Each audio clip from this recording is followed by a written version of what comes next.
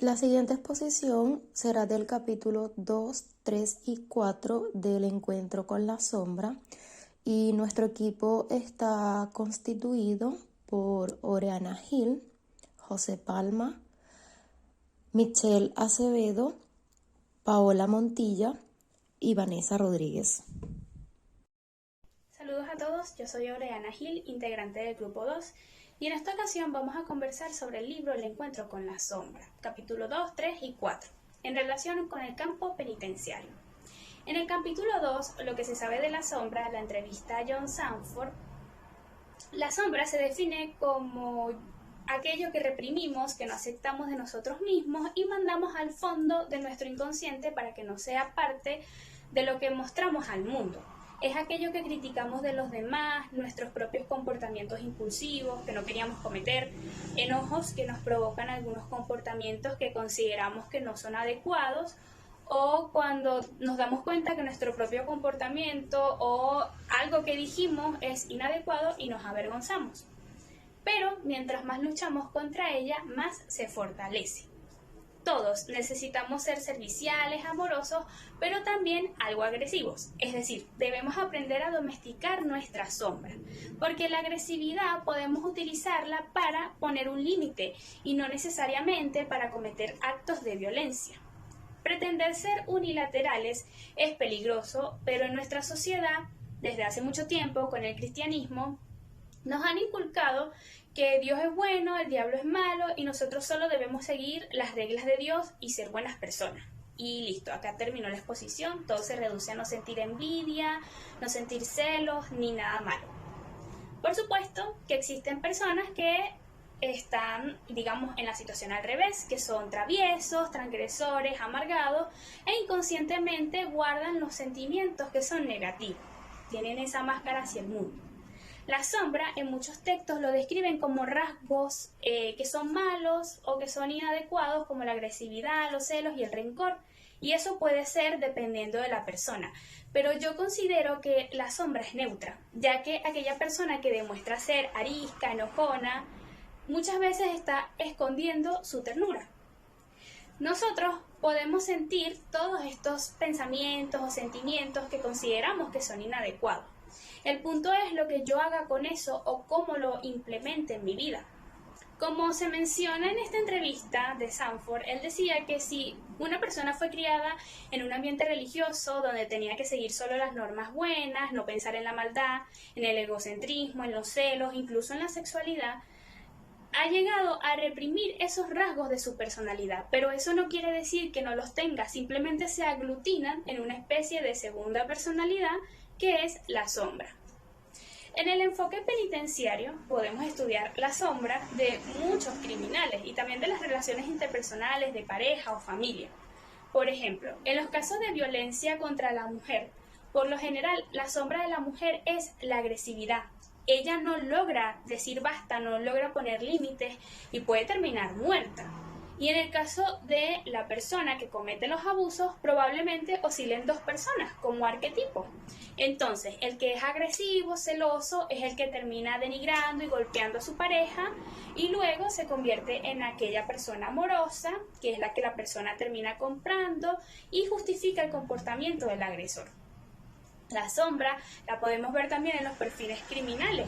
Por ejemplo, aquellos criminales que no sienten empatía, no tienen autocontrol, tienen baja autoestima, son egocentristas. Probablemente esas personas no saben domesticar su sombra. Y es ahí donde tenemos la relación con el campo penitenciario. Gracias. Buenos días, mi nombre es José Palma, soy estudiante de la carrera de Psicología y hoy vamos a hablar de Un encuentro con la sombra, una exposición de psicología jurídica. Y voy a tocar el texto de que forma parte del libro El encuentro con la sombra, en que se conversa con el autor sobre su experiencia trabajando en el concepto de la sombra en la psicología analítica de Carl Jung. Sanford explica que la sombra es una parte de nosotros mismos que se encuentra en el inconsciente y que contiene nuestro aspecto más oscuro y reprimido, aquello que no queremos reconocer. Esta sombra es la responsable de muchos de nuestros comportamientos y actitudes inesperadas y desagradables. Sanford sí mismo dice que también habla sobre la importancia de aceptar y trabajar con nuestra sombra para poder vivir una vida más plena y auténtica. Al ignorarla o reprimirla, corremos el riesgo de proyectarla en los demás, causando conflictos y problemas en nuestras relaciones interpersonales. Así mismo, el texto también aborda la idea de que la sombra no solo se refiere a los aspectos negativos de nuestra personalidad, sino también a aquellos que nos hemos desarrollado o aceptado aún. San Juan señala que es importante trabajar en nuestra sombra para poder integrar estos aspectos y lograr una personalidad más completa y equilibrada. Además, el autor habla sobre cómo la sombra puede manifestarse en diferentes etapas de la vida, especialmente en la vejez, cuando se hace más difícil reprimir o ocultar estos aspectos nosotros mismos. En este sentido, trabajar con nuestra sombra puede ser especialmente importante en esta etapa de la vida para lograr un envejecimiento más pleno y consciente. San Juan nos invita a adentrarnos en esta parte de nosotros mismos para descubrir y aceptar nuestro aspecto más oscuro y trascendente hacia una vida más plena y consciente. Ahora, ¿cómo enlazamos esto con la psicología jurídica? La relación que tiene. La psicología jurídica se ocupa de la aplicación de la teoría y la práctica de la psicología en el ámbito legal. Ahora, el concepto de la sombra puede ser relevante en este contexto, ya que puede ayudar a comprender la motivación y comportamiento subyacente de las personas involucradas en procesos judiciales, como acusados, testigos o víctimas. Entendemos entonces que la sombra, como se manifiesta en los individuos, puede proporcionar información valiosa para abogados, jueces y otros profesionales del derecho en la evaluación y el tratamiento de casos. Ahora, ¿cómo enlazamos esto con la psicología penitenciaria? La psicología penitenciaria se centra en el estudio y la intervención de los individuos que se encuentran en prisión. El concepto de la sombra es especialmente relevante aquí, ya que muchos individuos encarcelados pueden haber cometido actos impulsados por aspectos reprimidos o no reconocidos de su personalidad. Trabajar con la sombra en un entorno penitenciario puede ayudar a los reclusos a enfrentar y aceptar estos aspectos oscuros de sí mismos, lo que podría ayudar en su rehabilitación y reducir la probabilidad de reincidencia. Ahora, la intervención psicológica en el ámbito penitenciario puede tener un impacto significativo en la vida de los reclusos, no solo individualmente, sino también en términos de la seguridad pública. La identificación y el tratamiento de problemas psicológicos subyacentes, como los aspectos reprimidos de la personalidad, puede ayudar a prevenir la violencia en prisión, reducir la probabilidad de reincidencia después de la liberación. Es decir, la psicología jurídica puede incluir la evaluación de la capacidad mental de los acusados, la selección de jurados imparciales, la elaboración de perfiles psicológicos de delincuentes, entre otros. La psicología jurídica también se enfoca en la prevención de comportamiento delictivo y la promoción de la justicia y la equidad en el sistema legal. En resumen, podemos decir, la psicología jurídica y la psicología penitenciaria se relacionan con el tema de la sombra en la medida que pueden aplicar este concepto para comprender y abordar los comportamientos y motivaciones de las personas involucradas en el sistema legal. Ahora bien, en resumen podemos decir, hay 4 puntos que aprendemos de la sombra. La sombra es una parte de nosotros mismos que se encuentra en el inconsciente y contiene nuestro aspecto más oscuro y reprimido. Es importante aceptar y trabajar con esta sombra para poder vivir una vida más plena y auténtica. La sombra no solamente se refiere a los aspectos negativos de nuestra personalidad, sino también a aquellos que no hemos desarrollado o estado aún. Trabajar con esta sombra puede ser especialmente importante en la vejez para lograr un envejecimiento más pleno y consciente. Gracias. Continuando con el capítulo 2 del libro del encuentro de la sombra y en la entrevista de Sanford, él nos revela que la sombra siempre tiene un aspecto del ego y sus propiedades pueden haber sido parte de la estructura del ego. Además, las sombras son como hermanas del ego y no son necesariamente figuras malvadas. También nos revela que es importante recordar que las sombras siempre tienen razones para sus acciones. Sanford nos invita a que volvamos a la sutileza de la sombra, de momento siguiendo a Kunkel y que a Jung. La idea es que el ego está inicialmente muy cerca del centro del yo y que a medida que éste se aleja de él desarrolla una actitud egocéntrica que muchas veces es exacerbada por tendencias infantiles desfavorables cuya naturaleza determina en última instancia las características de nuestros sentimientos, actuando como defensa egocéntrica y por tanto característica de la misma sombra. Supongamos que una persona que se siente débil e ineficaz en el entorno para adaptarse a la vida se convierte en una especie de vid, alguien que no desarrolla su fuerza, sino que confía en la fuerza de los demás, que aprende a apreciar en esta de acuerdo con esta dimensión, por lo tanto termina en posición egocéntrica, que es a la vez necesitada y merecedora. Es el tipo de persona que siempre necesita el apoyo de los demás, que puede enumerar muchas razones para justificar su demanda, y en caso de no obtener lo que se exige, mira a los demás como malas personas. Tal persona es muy aburrida, por lo tanto, las personas a menudo se cansan rápidamente de ellos y cuando esto sucede dejan de ayudarlos. Por lo tanto, se sienten amenazados y ansiosos. Ahora bien, para mantener esta actitud egocéntrica de dependencia e identificación, tiene que suprimir el coraje y la sinceridad, cualidades además muy deseables, pero ante ellos nuestro sujeto se siente en peligro mortal y por ello los considera diabólicos. No debemos olvidar que las cualidades reprimidas pueden ser peligrosas. Tomemos el caso de un adolescente que asume la defensa egocéntrica de la tortuga y para ello se aísla de los demás. Su apariencia solitaria y silenciosa lo convierte en un objetivo principal para cualquier pandilla egoísta y empeñada en torturar a otros. Continúan acosando a la sombra fuera de sí mismo hasta que llega el día en que su caparazón solitario y egocéntrico explota y la sombra sale a la luz del día. En este punto puede empezar a dar puñetazos a los demás y aunque reciba algún que otro golpe, las cosas pueden mejorar, incluso favoreciendo su integración psicológica. Ahora bien, en caso de que la energía sea suprimida durante mucho tiempo y con gran intensidad, también puede tomar el revólver de su padre, disparar a torturadores y provocar un desafortunado incidente. Entonces nos preguntamos, ¿crees que el niño se preguntó a sus torturadores sobre esto? Y Sanford nos da la respuesta y nos dice, por supuesto, el inconsciente irradia exactamente el mensaje que nuestro sujeto necesita para catalizar su integración. Kunkel dice que en un concepto se envían arcángeles para completar el divino, lo deseado. Pero los arcángeles no precisamente son centinelas, sino que simplemente prepararon el terreno. Lo único que sabemos es que cuando los arcángeles van a la batalla, las cosas no permanecen igual. Nadie puede predecir lo que sucederá a continuación. No debemos tomar el tema de liberar sombras a la ligera. El trabajo de manifestar y liberar la hostilidad debe realizarse en el contexto seguro de la relación terapéutica o en cualquier situación controlada para que la sombra pueda manifestarse gradualmente. ¿Significa esto que es imposible convertirse en yo? Correcto. Sanford nos explica que el ego es un vehículo necesario para la expresión del ser, pero debemos estar dispuestos a hacer lo que sea necesario para ponerlo en su lugar. Hola, buen día. Mi nombre es Michelle Acevedo y me tocó hablar sobre el punto número 3 o el capítulo 3 del libro del encuentro de la sombra. Este libro habla sobre, esta parte del libro habla sobre la historia y la literatura del encuentro con las sombras. Mucho de lo que se menciona tiene que ver con la cristiandad o las religiones y el temor de ser poseído. Y ser poseído pues era ese deseo de alguna manera de cometer un pecado, de estar en pecado. Estar en pecado lo reflejan más que todo en la parte religiosa, pero creo que nos hace un llamado a ese ego que muchas veces nos domina. Un ejemplo de eso y del desasosiego que puede provocar eh, el ego, de alguna manera, está expuesto en Fausto, cuando él se consagra a una búsqueda de información y se mete tanto en eso que llega un momento en que entra en un desacierto, en un desconocimiento, o se pierde, no es desconocimiento, pierde la conciencia, deja de ser analítico, deja de autoanalizarse realmente a lo que empezó a hacer y entra en un patrón neurótico y cree que aun cuando estaba cayendo, su solución era seguir buscando información cuando ya había encontrado muchísima información, pero había caído en la sombra. El ser humano opta por esconder sus defectos, pues tiene la mínima esperanza de que no sean conocidos y de que queden en el aire, ¿no? De todo ser perfecto, de mostrar la mejor cara que tenemos, y eso es algo que hacen todos los seres humanos.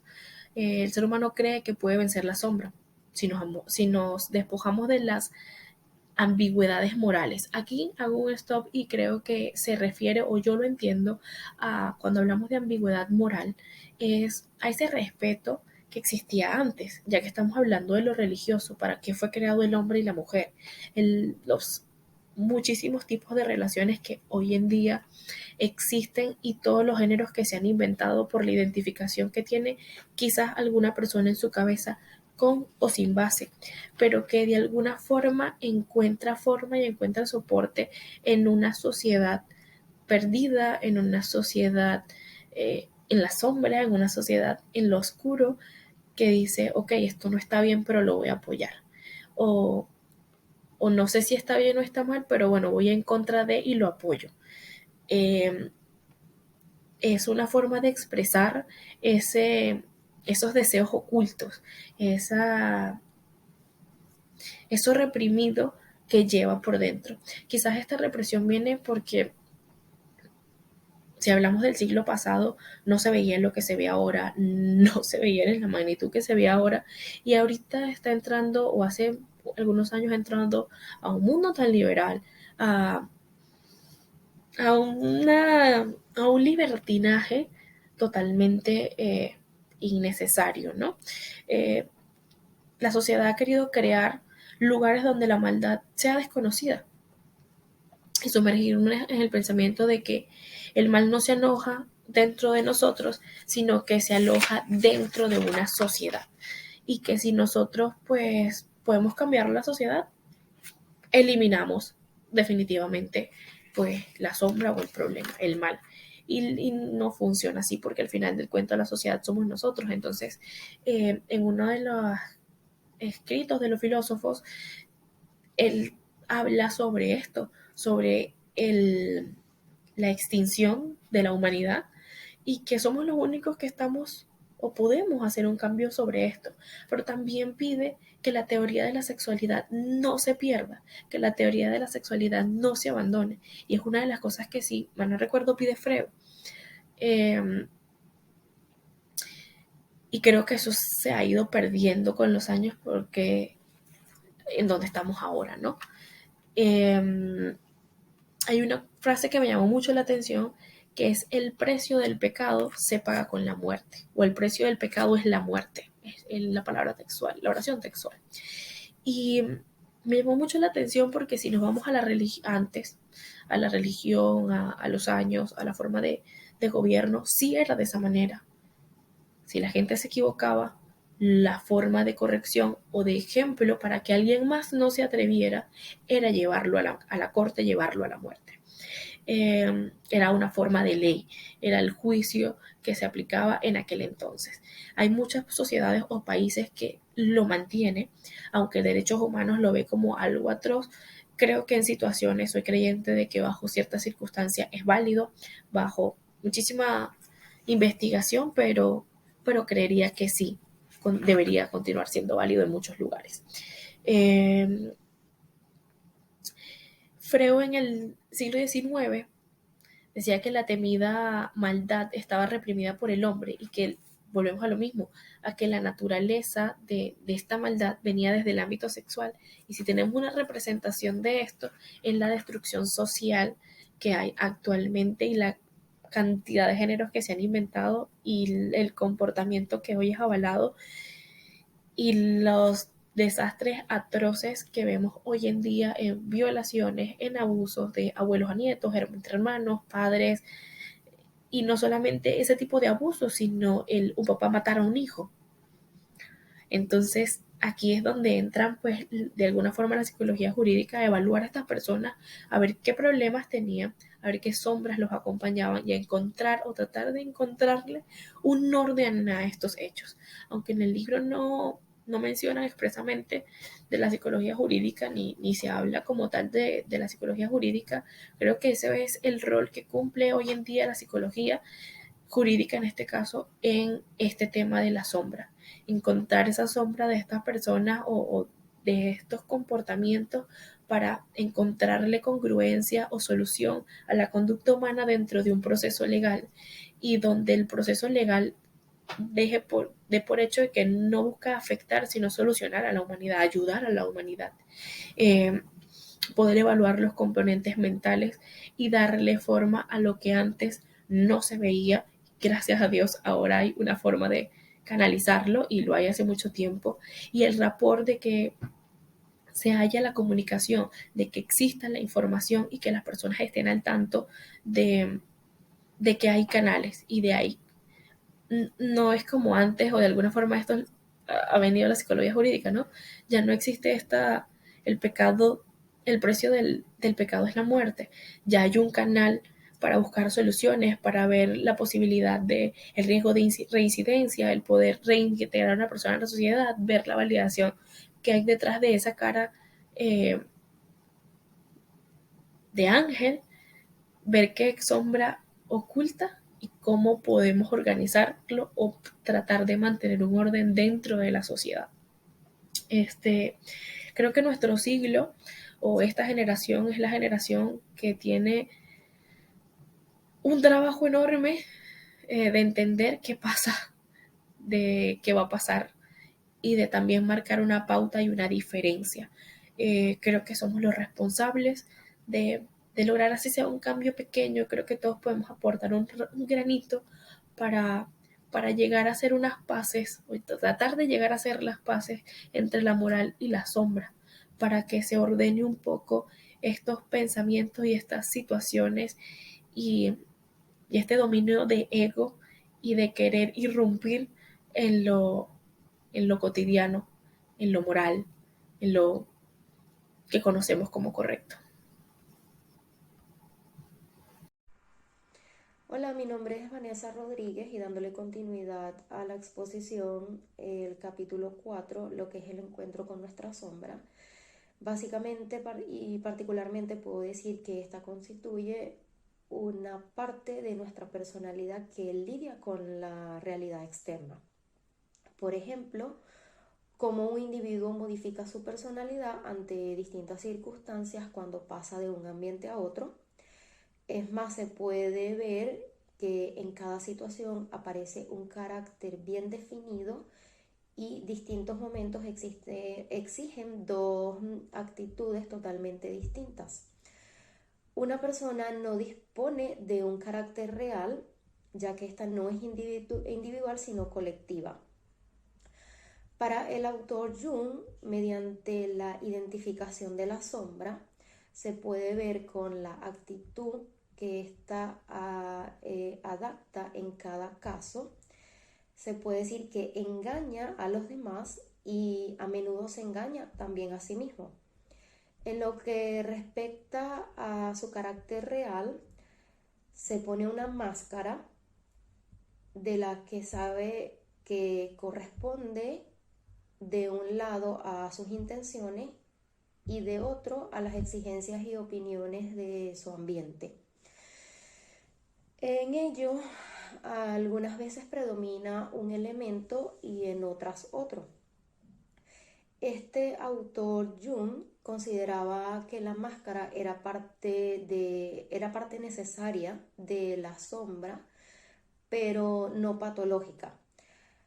Para el desarrollo individual, especialmente en el aspecto de la capacidad de asumir un papel social ante diferentes situaciones, podemos adoptar diferentes o diversas personalidades. Tal es el ejemplo que escribió Jekyll, donde dice que ocultó sus placeres y se entregó a una doble vida. Esto quiere decir que no actuamos igual si estamos con nuestros amigos en momentos de diversión, en el trabajo o en una situación de tragedia. Somos el mismo individuo, pero nuestra actitud y nuestro carácter se adapta al entorno social. Se puede decir que su mejor presentación constituye la buena impresión que todos deseamos brindar al satisfacer los roles de la sociedad que nos exige, pero su peor cara puede confundirse e incluso por nosotros mismos de nuestra propia naturaleza. Algunas veces llegamos a creer que realmente somos lo que queremos ser. Pero bien, pareciera que la sombra alberga solamente aspectos negativos, pero la sombra no solo es el lado oscuro de la personalidad. Hay personas que prefieren vivir el lado oscuro o el peor aspecto de su personalidad y entonces tienen una sombra positiva. Tal es el caso, por ejemplo, de los delincuentes, para quienes su sombra suele tener un aspecto bien intencionado. Sin embargo, para la mayoría lo normal es identificarse con los rasgos más positivos y desarrollados del carácter, empujando a un lado o hacia lo inferior, que es la sombra. Esto significa que generalmente la sombra no solo posee aspectos negativos, sino que contiene valores necesitados por la conciencia. Del encuentro con la sombra aprendí que todos tenemos un Dr. Jekyll y un Dr. Hyde. Esta sombra se desarrolla desde la infancia, cuando nos identificamos con algunos rasgos de nuestra personalidad, como la buena educación y la generosidad, y a la vez guardamos en la sombra aquellos rasgos de nuestra personalidad que consideramos que son inadecuados. La sombra es neutra, ya que guarda sentimientos negativos o positivos de acuerdo a la persona a la que estemos hablando. Además de leer los capítulos 2, 3 y 4, pude estudiar a través de YouTube la opinión de muchos psicólogos con respecto a este tema. La verdad me gustó mucho y siento que es muy interesante. La sombra no está constituida solo por los aspectos negativos y oscuros que normalmente suelen resaltarse, ya que nuestra conciencia requiere de valores, también consiste en instintos, habilidades y cualidades de morales positivas, pero normalmente son muy difíciles de integrarlos a nuestras vidas. Por otra parte, la aceptación de la sombra plantea un reto importante, pero según Jung es absolutamente imprescindible para el autoconocimiento. Se puede decir que si se permite la integración de la sombra en la personalidad del individuo, podría lograrse que la misma se enriquezca y complemente a las demás facetas del sujeto.